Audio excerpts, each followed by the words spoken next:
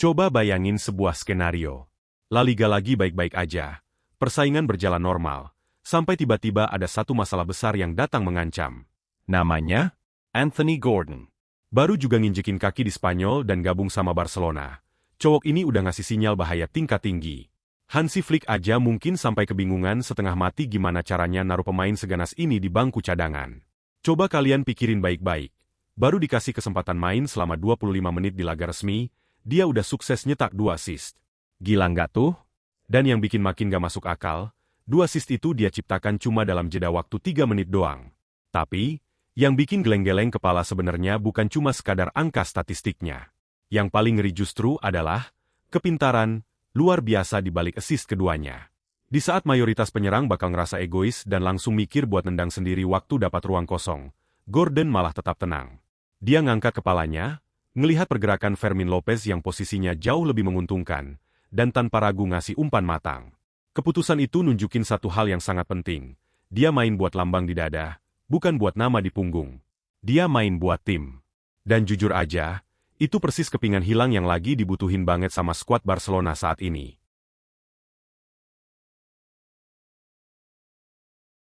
Sebelum kedatangannya, kita semua tahu ada banyak banget suara-suara nyinyir soal transfer ini.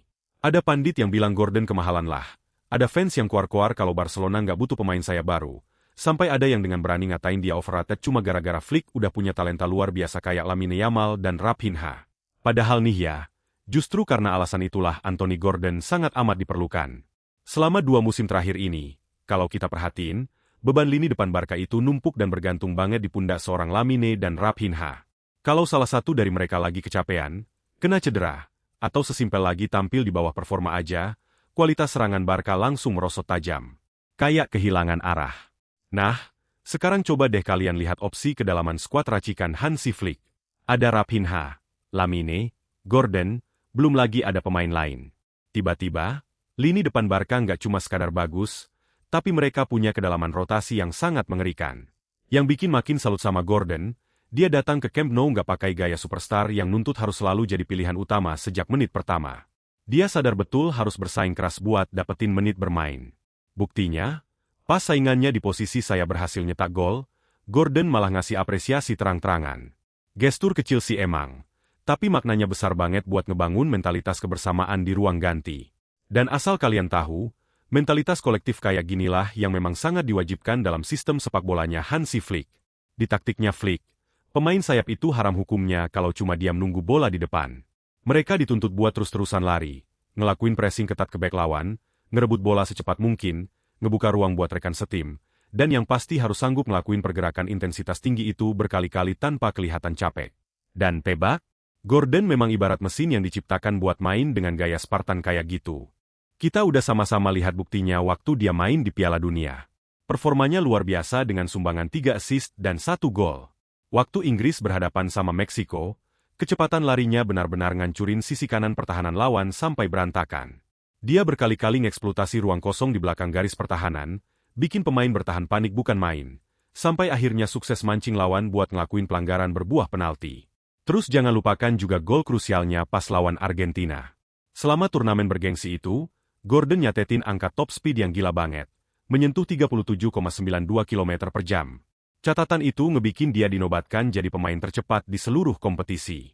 Tapi, ini yang penting, kalau kalian mikir Gordon ini cuma pelari maraton yang modal kencang doang, kalian salah besar. Yang bikin dia benar-benar mematikan adalah kepintarannya. Dia tahu kapan waktu yang tepat buat lari. Dia bakal merhatiin pergerakan bek lawan, sabar nunggu momen, dan pas garis pertahanan lawan kelihatan lengah sedikit aja, dia langsung meledak ibarat roket.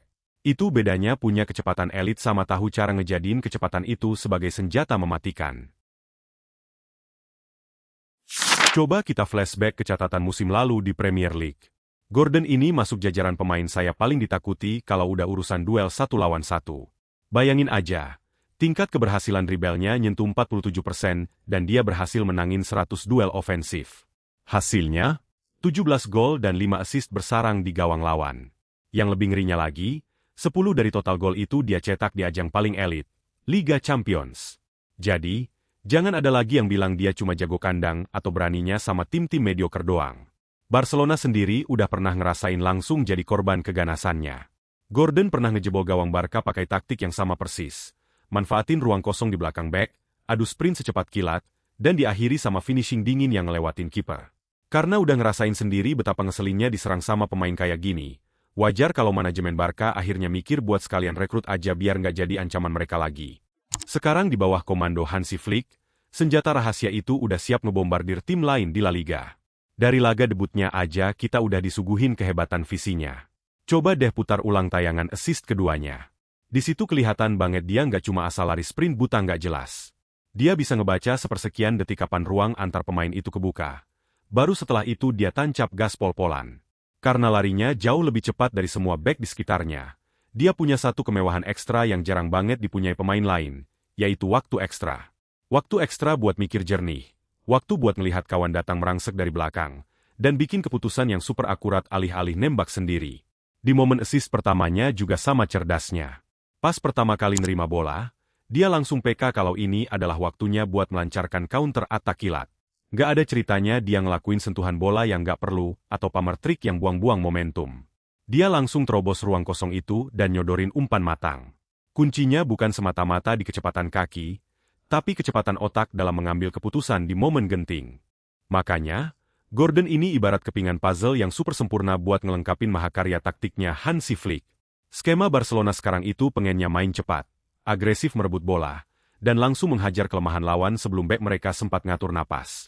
Mereka sangat butuh pelari-pelari handal yang doyan ngeksploitasi celah di belakang garis pertahanan tinggi lawan.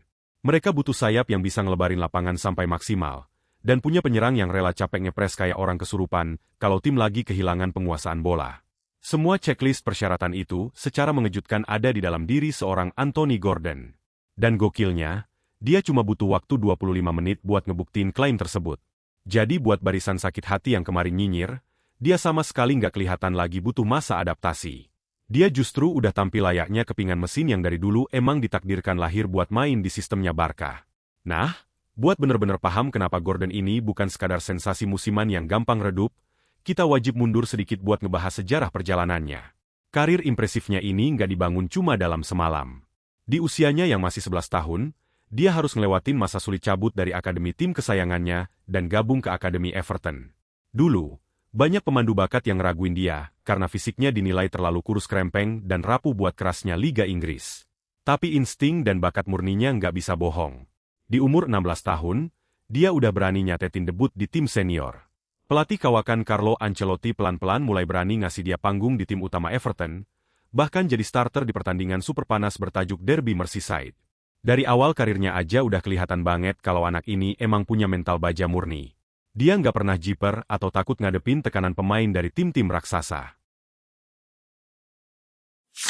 Satu detail yang ngebikin bek lawan super frustrasi ngejaga dia, adalah Gordon nggak selalu butuh ngambil start duluan buat bisa menang adu sprint. Dalam posisi sejajar sekalipun, cukup dalam hitungan detik aja, dia udah ngacir ninggalin lawannya. Kalau ada bek yang berani main garis pertahanan tinggi, itu sama aja setor nyawa. Kecepatan supernya ini juga ngebawa keuntungan lain buat tim. Peluang penalti gratis. Bek-bek lawan bakal dipaksa buat ngambil keputusan krusial di batas kecepatan maksimal. Telat sedikit aja taklenya, bisa langsung melanggar Gordon di kotak terlarang. Dan yang bikin dia beda dari winger klasik cuma modal lari. Dia punya akal cerdas. Kalau permainan lawan rapi dan numpuk pemain di belakang, Gordon bakal main petak umpet nyusup masuk dari area titik buta pemain bertahan, nunggu momen pas bek lengah, terus nyamber dari arah tiang jauh. Tapi dari semua kelebihan nyerangnya, satu poin yang bikin dia paling klop sama Barca saat ini, adalah daya juangnya pas lagi nggak bawa bola. Gordon ini kalau ngepres udah kayak mesin yang nggak kenal lelah. Pressingnya itu punya arah dan terukur. Dia lari melengkung buat nutup jalur umpan sambil ngegiring pemain lawan ke area jebakan Barca. Ini benar-benar mimpi indahnya Flick. Dengan semua fleksibilitas yang dia punya, pelatih bebas mau bereksperimen, entah dipasang reguler, dirotasi buat jaga stamina pemain lain, atau main bareng dengan formasi menyerang yang super fluid.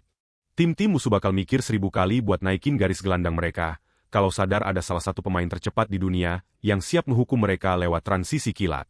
Kombinasi dari skema agresif Hansi Flick dipadukan dengan ledakan kecepatan dan kecerdasan Anthony Gordon ini, udah jadi sinyal peringatan bahaya paling nyata buat semua pesaing. Melihat rentetan rekam jejaknya yang luar biasa, rasanya merinding ngebayangin bakal semematikan apa sosok Gordon setelah beradaptasi penuh dan mulai panas di liga musim ini. Nah, sekarang setelah ngebahas panjang lebar, gue pengen tahu isi pikiran kalian semua nih. Gimana pandangan kalian soal masa depan Anthony Gordon bersama Blaugrana? Apakah menurut kalian dia bakal bisa tampil konsisten dan pelan-pelan berubah jadi mimpi buruk terbesarnya Real Madrid di laga El Clasico nanti? Atau menurut kalian gaya mainnya malah gampang kebaca sama rapinya pertahanan klub-klub Spanyol? Coba tulis pendapat kalian di kolom komentar sekarang juga. Kita debat sehat di bawah. Sampai jumpa di video berikutnya.